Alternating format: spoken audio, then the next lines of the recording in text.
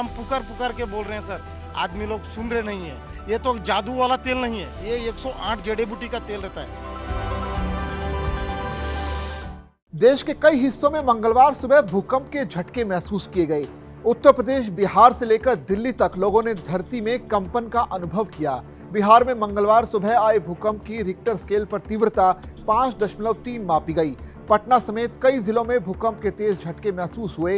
ये झटके सुबह करीब 6:38 पर महसूस किए गए। इसका केंद्र नेपाल में था। जानकारी के मुताबिक नेपाल का गोकर्णेश्वर भूकंप का केंद्र था।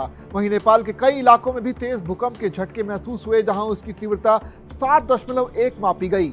नेशनल सेंटर फॉर सिस्मोलॉजी के मुताबिक 7 जनवरी की सुबह 6:35 पर भूकंप के झटके महसूस किए गए। नेपाल समेत 3 देशों में मंगलवार सुबह सुबह भूकंप के झटके महसूस किए गए। नेपाल में भूकंप की तीव्रता रिक्टर स्केल पर 7.1 रही। बिहार, सिक्किम और नॉर्थ बंगाल समेत भारत के कई इलाकों में भी झटके महसूस किए गए। तिब्बत में 6.8 तीव्रता का भूकंप दर्ज किया गया। भारत में मालदा समेत उत्तरी बंगाल के कुछ हिस्सों और सिक्किम में भी धरती हिलती रही। बिहार के मोतिहारी और समस्तीपुर समेत कई इलाकों में सुबह 6:40 के आसपास भूकंप के झटके महसूस हुए। कहा जा रहा है कि 17 सेकंड तक धरती हिलती रही। बिहार के पटना, मुजफ्फरपुर, समस्तीपुर, बेगूसराय, मुंगेर और सारण में भूकंप के झटके महसूस किए गए। बिहार के मोतिहारी और समस्तीपुर समेत कई इलाकों में भूकंप के झटके महसूस हुए। असम में भी भूकंप के तेज झटके महसूस हुए।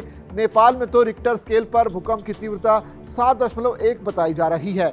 बता दें कि नेपाल भूगर्भीय रूप से सक्रिय क्षेत्र में स्थित है, जहां भारतीय और यूरेशियाई टेक्टोनिक प्लेटें टकराती हैं, जिससे हिमालय का निर्माण होता है। नेपाल में अक्सर भूकंप के झटके महसूस किए जाते रहे हैं।